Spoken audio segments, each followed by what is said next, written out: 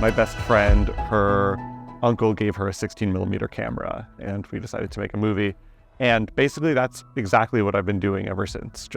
She and I have been making movies for 20 years now. Our early movies were a lot like our current ones in that they were like a tiny crew. We're shooting outside a lot of the time and just casting our friends as different weird characters. I'm involved in every process of the filmmaking, from like all of the like writing to like the producing type stuff to the actual shooting and the post-production and all of them.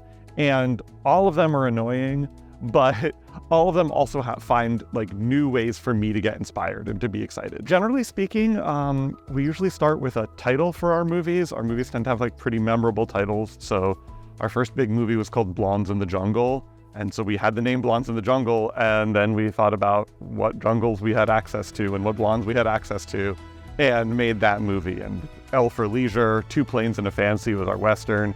And now we're making a film called Dream Team. One thing I love about the San Diego arts community, at least the way I've experienced it, is that people aren't like gatekeeping secrets. I heard about William Mail Foundation from other folks who were like applying and getting the grant, and they like wanted to spread the word. And like I'm doing the same with folks whenever I find out about artists who are struggling to finance their work or their education. Like it's just such a cool organization that everyone just like talking about it. I remember like a lot of I would be writing grants and stuff, and I felt like my grants were like me like on trial, being like, why should anyone care? Why does anyone want experimental film or weird movies or whatever?